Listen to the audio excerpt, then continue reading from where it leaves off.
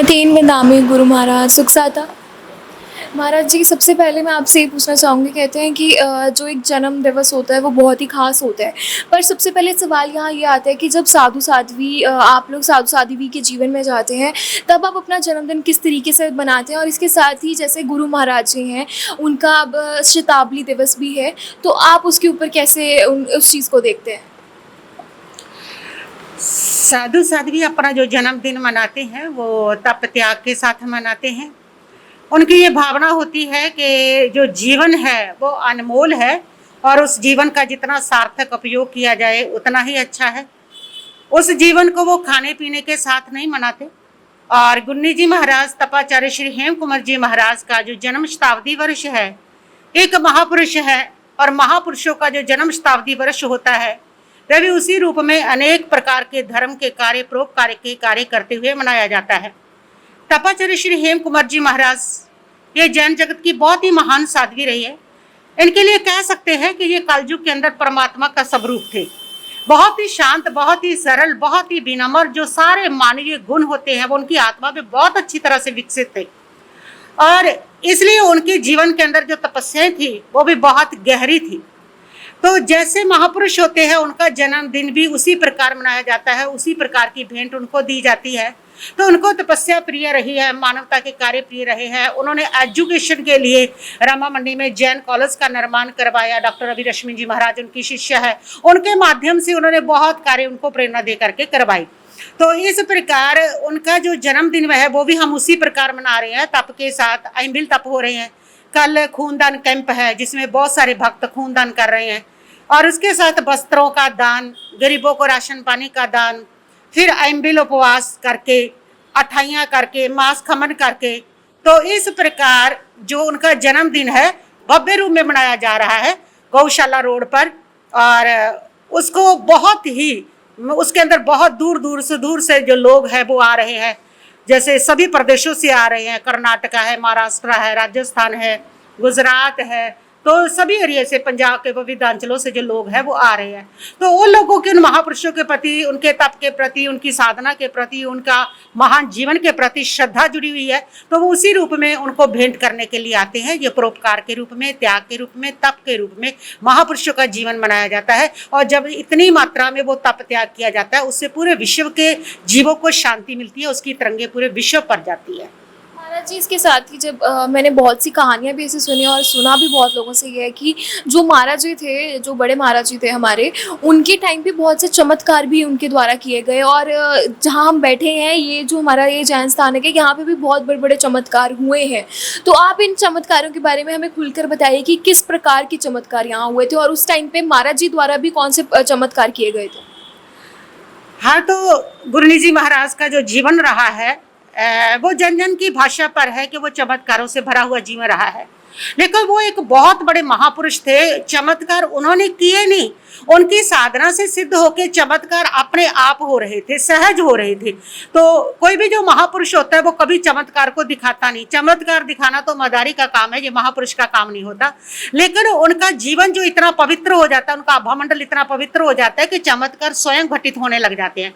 हमारे जैन दर्शन में कहा गया है कि जो महापुरुष होते हैं, जो बहुत ज्यादा तपस्वी होते हैं, घोर तपस्वी होते हैं, उनके तप के बल के प्रभाव से उनके चरणों में देवता भी आते हैं और उनके पास लब्धियां भी आ जाती है, सिद्धियां भी हो जाती है। तो ये जो तप के प्रभाव से, उनके जीवन के प्रभाव से उनके पास लब्धियां थी, इसमें कोई दो राय नहीं। उनके पास सिद्धियां थी। सबसे बड़ा तो उनके पास वचन सिद्धि थी कि भाई जो बोल देते थे वो पत्थर की लकीर हो जाता था। उन्होंने प्रकाश सिंह बादल के यहाँ 2 पोत्रियां थी तो पोता नहीं था। उनके निवास स्थान पर जब गए तो उन्होंने पूछा कि गुरु माँ 2 पोत्रियां ही है, यदि आपकी कृपा हो जाए। उन्होंने कहा 9 महीने के बाद पोता हो जाएगा। तो 9 महीने के बाद उनके पोता हुआ। तो इस प्रकार मतलब बहुत सारे लोगों को जिनके ऐसी मतलब के था प्रॉब्लम, अगर कालाबाली में रेखा जैन है तो उनके रसौली थी, तो डॉक्टरों ने ऑपरेशन बताया। तो गुरनी जी महाराज के मुंह से निकला कि ऑपरेशन नहीं होगा, कोई चिंता मत करो, ठीक हो जाएगी। तो उन्होंने ऑपरेशन कराया नहीं और ऐसी उनकी रसौली ठीक होगी। और ऐसे बहुत सारे लोगों के कैंसर, अगर वो रोते थे उनके मुंह से निकल जाता था रो मत, कोई कैंसर नहीं है, तो कैंसर कभी रहा ही नहीं। तो इस प्रकार उनके पास वचन सिद्धि थी कि यानी कि वो जो बोल देते थे वो पत्थर की लकीर हो जाता था, वहां पर कुछ भी सामने खड़ा हुआ नहीं रहता था। हाँ, ये जरूर था कि हमने बहुत बार देखा कि उनके पास देवता आता था, उनके तप के प्रभाव से रात को हम देखते कई बार वो किसी से वार्तालाप कर रहे होते हैं, या कई बार कोई शब्द भी सुनाई पड़ते, मथे बंदा भी कोई आके बोलता है 1 बजे 2 बजे, तो हम बच्चे थे तो अचानक से देखते कि कौन है, क्या है, गुरु जी के पास आता कौन है, तो लेकिन कुछ भी नहीं होता था जब देखते थे। तो देवता इस प्रकार उनके पास आते थे। चमत्कार जो है वो सहज हुए, वो तो देखते भी नहीं थे, उनको इसका पता भी नहीं होता था। सुंदर नगर के अंदर 98 में जहां पर उनका चतुर्मास था, तो उस समय कुछ लोग, सभी प्रकार के लोग रहते हैं, तो कुछ लोगों की टिप्पणी थी कि कौन सा चमत्कार, कैसा चमत्कार, अंदर हो रहा है, केसर वर्षा हो रही थी तो अंदर हो रहा है।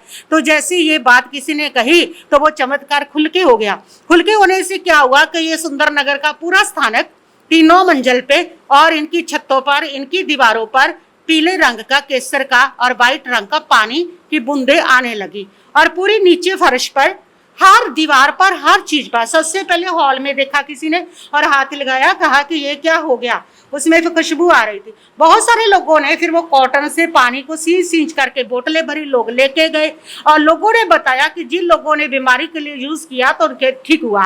एक लड़की को तो बहुत ज्यादा फलवैरी थी और उसने उस पर लगाया तो उसकी फलवैरी बिल्कुल ठीक होगी। तो कई लोगों के जो मानसिक रोग थे वो उससे ठीक हुए। तो इस प्रकार वो तो सारा लुधियाना ने देखा था, वो किसी एक पार्ट पे नहीं था, ये पूरी 3 मंजिलों पर ऐसा हो गया था। तो इस प्रकार उनके जीवन में केसर भी बरसता रहा, जगह जगह पर केसर बरसता रहा। बहुत सारी जो घटनाएं थी वो जरूर कह सकते हैं कि लोगों के लिए वो चमत्कार था, लेकिन उनके लिए नहीं था। जैसे जाखल के अंदर थे तो वहां पर बाढ़ आ गई, और जब वो बाढ़ आती है, घग्गर नदी चढ़ गई, तो उस समय सारे लोगों को गवर्नमेंट ने अनाउंसमेंट कर दिया कि यहाँ से सब खाली कर दो, ये थोड़े ही देर में घग्गर जाखल में प्रवेश करेगी। और कुछ दिनों से अनाउंसमेंट चल रही थी, लोगों ने सामान निकालना शुरू कर दिया। तो लोग गुरनी जी के पास आए कि आप भी चलो स्टेशन पर पहुंच जाओ, वो ऊंचा है, वहां पानी नहीं आएगा जहां पानी भरेगा। तो गुरनी जी महाराज के मुंह से निकला कि तुम भी मत जाओ, हम भी नहीं जाते, कोई पानी नहीं आने वाला। उन्होंने कहा गवर्नमेंट की अनाउंसमेंट होगी, पानी 1 घंटा भी नहीं लेगा। और उसके बाद जब गुरनी जी महाराज ने ये कहा तो लोगों ने देखा जा करके कि घग्गर नदी का पानी अपने आप नीचे की ओर होना शुरू हो गया, जो ऊपर चढ़ी हुई थी नीचे बैठ गया, और उस वर्ष जाखल में कोई पानी नहीं आया था। तो ऐसे योग शास्त्र के अंदर अनेक विभूतियों का वर्णन किया। उसमें बताया कि एक ऐसी विभूति होती है कि वो तप से प्रभावित होकर के महापुरुष के साथ रहती है, और वो महापुरुष के पूरी प्रकृति, पूरा ब्रह्मांड उस महापुरुष के अनुकूल काम करने लग जाता है। तो जब वो सारी प्रकृति उनके तप से प्रभाव में अनुकूल काम करती है, उसको हम चमत्कार कह देते हैं। तो ऐसे मौसम भी उनके अनुकूल चलता था, तो ये चमत्कारी कह सकते हैं कि जब हम सुबह, वो बीमार थे तो हम सुबह सुबह उनको ले जाते बाहर घुमाने के लिए। तो जनवरी का महीना था, तो सर्दी होती थी बहुत ज़्यादा, मोहन देवी हॉस्पिटल की बात है, उनके अंतिम समय की बात है। तो बहुत ज्यादा उस समय धुंध पड़ती थी, कोहरा पड़ता था। तो अभी रास्ते में बहुत सारे लोग टोकते कि इतनी बार तो कोहरा, आप इनको कहाँ लेके जा रहे हो, ये मतलब पहले ही बीमार है। हमने कहा कि ऐसा कुछ नहीं है, धूप भी इनकी है, बादल भी इनके, कोहरा भी इनका है, और जैसे हम बाहर ले जाके खड़े करते चमकती धूप उसी समय आ जाती थी। तो मौसम भी इस प्रकार, प्रकृति उनके साथ चलती थी। ये उनके महान जीवन का, उनके तपमय जीवन का प्रभाव था। तो महाराज जी, मेरा आखिरी सवाल आपसे कि कहते हैं ना कि हमारी एक अटैचमेंट हो जाती है, जैसे गुरु के साथ रहना, उसकी शिक्षा प्राप्त करना, उसके साथ ही उनकी जो भी टीचिंग्स हैं वो अपने अंदर लेना और उन्हीं के दिखाए हुए रास्ते के ऊपर चलना। तो आपके हिसाब से ये अभी जैसे 22 सितंबर को हमारा जो भी हमारा शताब्दी दिवस है, उसमें आप बताइए मुझे कि आपको कैसा फील हो रहा है आपके हिसाब से। गुरनी महाराज जी अभी जैसे आप लोगों को देख रही होंगी, जिस तरीके से आप लोग भी, अभी आपके साथ भी बहुत सारे लोग जुड़ चुके हैं, आपको भी लोग सुनते हैं, आपकी भी बातों पर लोग अमल कर रहे हैं, तो आपके हिसाब से आपको आज भी उनकी याद आती है? हाँ, गुरु जो होते हैं वो कभी भी विस्मृत नहीं होते हैं, और जिसने गुरु को विस्मृत कर दिया उसका कोई जीवन काम का रहता नहीं है। तो इसलिए गुरु जो होते हैं वो तो हर सांस में होते हैं, पूरे जीवन में होते हैं, क्योंकि पूरा जीवन गुरु का ही दिया हुआ होता है।